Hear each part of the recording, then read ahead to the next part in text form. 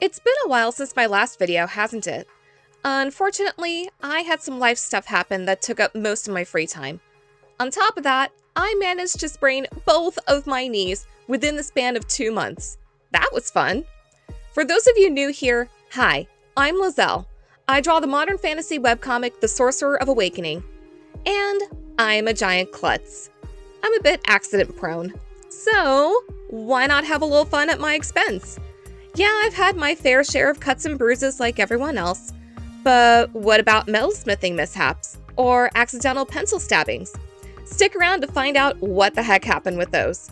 But first, if you like storytime art videos like this, as well as videos with art and comic advice, please consider liking and subscribing to see more videos like this in the future. Before we get into the meat of the video, let me tell you a bit about the art on the screen. These are the main characters from my comic. 2 of the 4 main characters on here have already been introduced, those being Julian and Jin, but the remaining 2, the ladies, are about to be introduced in the coming weeks. I decided now was a good time to make some new promotional art for the comic, so that's what this is. If you want to learn more about these characters and their story, check out my webcomic The Sorcerer of Awakening at soa-comic.com. I'll leave a link for the comic in the description. Now, I've gained a bit of a reputation at work for being a bit accident prone.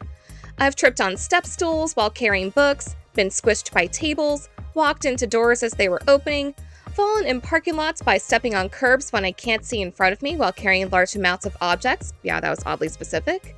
And I've lost count of how many times I've cut myself on random items. When I worked as frontline staff and my colleagues asked for a Band-Aid, the usual line of questioning was, "Is the visitor okay? What size Band-Aid do they need? Do they need ice?" When I asked for one, however, the first question was always, "Is it for you?"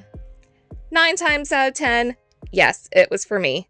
Even though I'm no longer frontline staff, that is still the case. I keep a big box of Band-Aids in my office now for that reason. I have to keep them at home too. I've lost count of how many times I've nicked myself on corners or tripped on door frames. Came in handy with this particular story. I was drawing at my drafting table, listening to an art video on YouTube in the background. I was zoned in on my drawing when this little bug started flying in front of my face. I swatted at it to make it go away, but it just would not leave me alone. Now, if there's a bug flying in front of you, your first instinct is to try and clap it to kill it, right? Well, I did that. With the mechanical pencil still in my hand. Yep, you guessed it, I stabbed my hand with the mechanical pencil. Thankfully, it didn't go in deep just as much as the lead was sticking out, so didn't need to go to the hospital or anything. Just a simple Band-Aid, fixed it.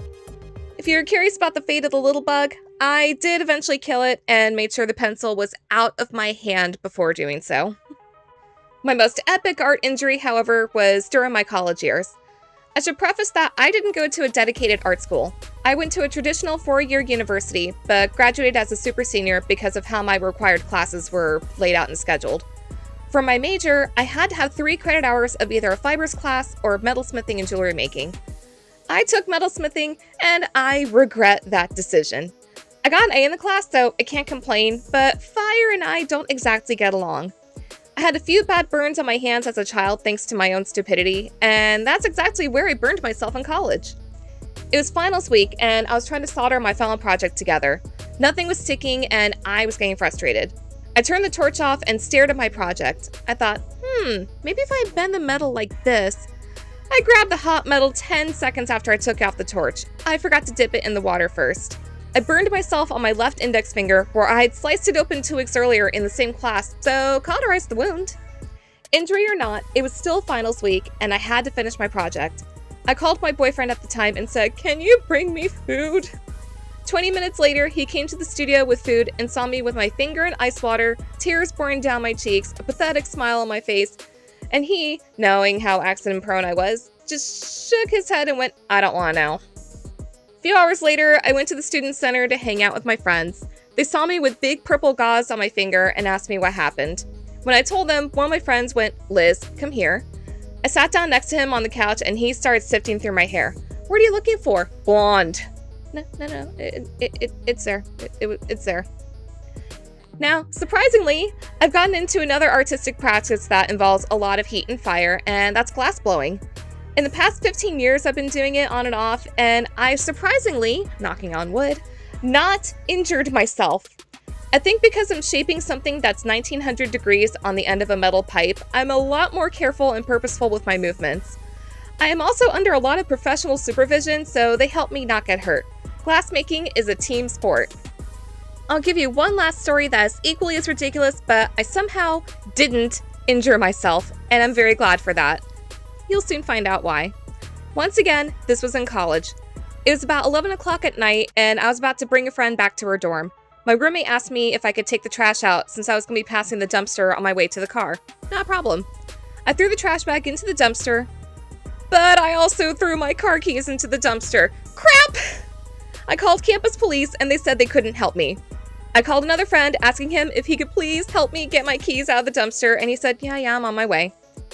Well, he was taking forever, I needed my keys, and I decided I was going to climb into the dumpster to get them. My friend I was with let me wear her tennis shoes since I was wearing nicer shoes and didn't want to get those messed up. I climbed in, found my keys, then I started piling up trash bags so I could climb out of there. But there weren't enough trash bags in there for me to climb out. I was stuck. My friend I was with wasn't strong enough to pull me out, so we had to wait for my other friend to get there. Eventually, he got there. Between the two of them, they got me out of the dumpster, keys and all. Yay!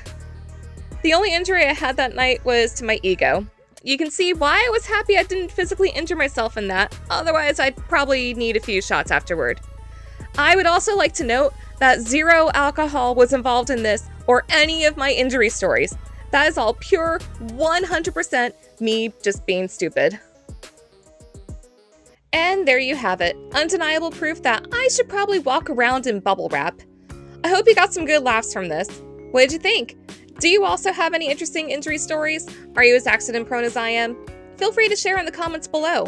Once again, if you like this kind of entertainment, click the like button and subscribe to my channel to see more content like this.